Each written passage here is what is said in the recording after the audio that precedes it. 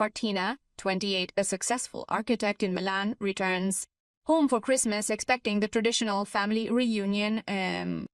Instead, she discovers that she has been deliberately excluded from the celebrations. Her parents and siblings have organized a sumptuous dinner without inviting her, only telling her later that there was no room for her. Indifference becomes the most painful weapon.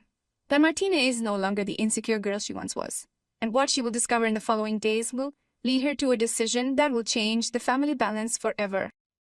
Subscribe to our channel so you don't miss true stories of revenge, justice, and personal rebirth. Snow was falling lightly in Milan when I took the train to Bergamo on the evening of December 23. In my backpack were the presents I had carefully chosen. A vintage watch for Dad, a cashmere scarf for Mom, illustrated books for my brothers.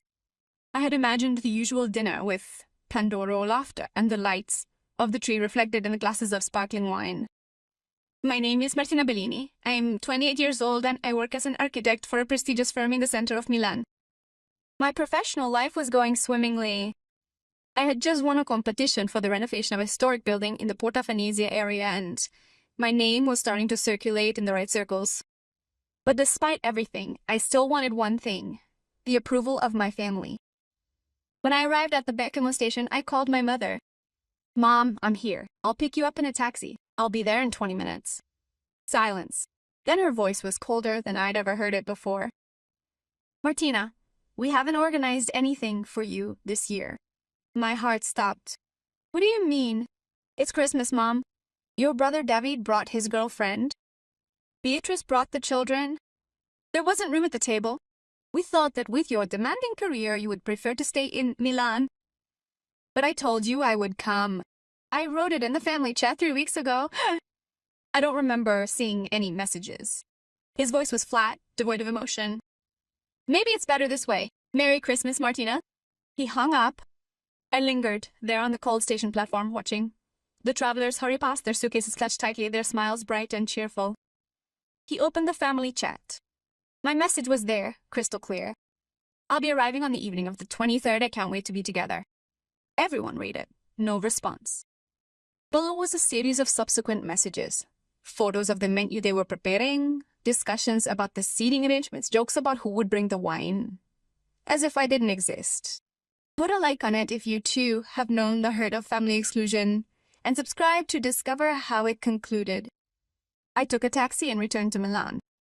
The inside of my apartment was empty and utterly silent, the only light coming from the city lights softly filtering through the windows. I didn't sleep that night. I kept rereading that chat, trying to understand what I had done that was so bad to deserve such indifference. Then I remembered. 2 months earlier, during a family dinner, I had dared to tell the truth. During his 32 years, my brother David had never had a serious job. He still lived with our parents, who paid for everything: his car, his trips, his dinners out with friends. Beatrice, my older sister, had 3 children and a husband who earned well. But she kept asking our parents for money for emergencies that, strangely enough, occurred every month. I, on the other hand, had paid for my studies by working part-time. I had rented my first studio apartment at 22, and since then I had never asked for a cent. In fact, I was often the one bringing gifts, paying for dinners, offering to help. That evening, when Dad proudly announced that he would give David the money for a down payment on a house, I exploded. "What? He had never worked, and you gave him €50,000? I've purchased everything on my own, and I haven't received a single compliment." Silence had fallen heavy. Later, my father stated, his voice devoid of warmth, "Martina, you've always made your own choices. So how can you blame us for the fact that your brother requires assistance? Need? He's 32 and spends his days playing PlayStation." Beatrice intervened. "You've always been jealous, Martina, always. So selfish." Selfish? I, who had given up 1,000 things so as not to be a burden on them. I, who had worked nights to finish university. I, who had never asked for anything. That evening I had left slamming the door, and now, evidently, they had decided that the punishment would be total exclusion. I spent Christmas Day alone, eating pasta with tomato sauce and watching movies. On the 26th, I received a message in the family chat. It was a photo. Everyone gathered around the table, smiling, with glasses raised. The caption read, "Family is love." I noticed that there was indeed an empty seat at the table. The deliberate omission of my name was not accidental. It was a calculated decision, meant to demonstrate their capability to include me, a capability they ultimately chose to reject. And what would you have done in my place? Would you have forgiven, or would you have reacted? That night I made a decision. I would not seek revenge, but justice. Justice towards myself. I began to document everything. Chat screenshots, bank statements, documenting the gifts I provided over several years with a total value surpassing euro 15,000, and recordings of conversations where my parents promised fairness which never materialized. I gathered everything in a neat folder, then I wrote a letter, just one, addressed to the entire family. I printed it on quality paper, put it in an elegant envelope, and sent it by registered mail. Here's what she said. "Dear family, I've thought a lot about this Christmas. At first I thought I was left out by mistake, then by distraction. But instead I realized that it was a deliberate choice. A lesson I had to learn. The lesson is this. I can't force you to love me, respect me, or even consider me. And that's okay. From now on, I will no longer be a part of your life. Not out of anger, but out of respect for myself. I don't ask for apologies. I don't ask for explanations. I just ask that you respect this decision. I've changed my phone number. I've deleted my profiles from the social media where you are present. You won't find me at family dinners, birthdays, weddings anymore. Not because I hate you, but because I've realized that I deserve people who see me, not who ignore me. I wish you all the best. Really. I hope David finds a job, that Beatrice solves her financial emergencies, that Mom and Dad enjoy the pension they earned. As for me, I'll continue to build my life, a life where I won't have to more begging for attention or affection. With respect, Martina. Write in the comments what you think about this choice and subscribe to find out the ending." The answers arrived within a few hours. First my mother, then my father, then Beatrice, then Davide. WhatsApp messages, emails, even a letter left at the concierge of my building that the concierge gave me, but that I never opened. The tone was always the same. "You're overreacting. You're too sensitive. You can't behave like this because of a small misunderstanding." Never an apology. Never an acknowledgement of what they had done. I ignored everything. The months passed. I focused on work. The Porta Venezia project was progressing magnificently. I was invited to an international conference in Barcelona where I presented my innovative approach to sustainable renovation. I was offered a partnership with a prominent architecture firm in Turin. In the meantime, I discovered through mutual acquaintances that the situation in the family was degenerating. Davide had argued with his parents because he wanted more money to invest in cryptocurrencies. Beatrice had been caught lying about her emergencies. The money went towards designer handbags and weekends at the spa. My parents, disappointed and tired, had begun to withdraw into themselves. One day, 6 months after that Christmas, I received a call from an unknown number. I didn't answer. Then a message came. "Martina, it's Dad. Please, we need to talk. It's important." I didn't answer. A week later, my doorman stopped me. "Miss Bellini, there's an elderly gentleman who comes here every day. He says he's your father. He waits hours, then he leaves." My heart sank, but I held on. "If he comes back, tell him I've changed my address." Another 2 weeks passed, then one evening, as I was returning from work, I found him sitting on the steps of my building. His hair was grayer than I remembered. He looked like he'd aged 10 years. "Martina," said, struggling to get up. "Please, just 5 minutes." I looked at him.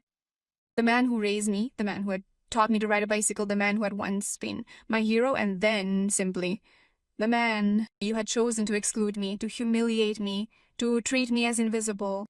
"You had 6 months to look for me," I said, in a calm voice. "Why only now?" He lowered his gaze. "Why only now do I understand what we have lost?" "What have you lost?"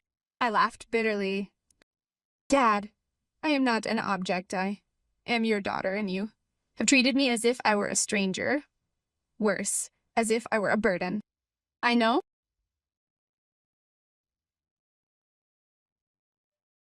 We are all ashamed. Your mother cries every night. She says that you are the only one who has never asked for anything, and we have given you less than nothing. And Beatrice sighed. David has lost all the money we gave him in cryptocurrencies. Now he wants us to help him again. Beatrice has disappeared. She has not answered our calls since we told her we could no longer support her, home longer support. She felt a pang in her chest, but not of pain, of confirmation. I had always known that I was the only one who loved that family for who they were, not for what they could achieve. I feel sorry for you, I said sincerely. But I can't go back. I'm not asking you to come back. Dad pulled an envelope out of his jacket. All I ask is that you read this. When are you ready? If you're ready. He handed it to me. I took it, but he didn't open it in front of him.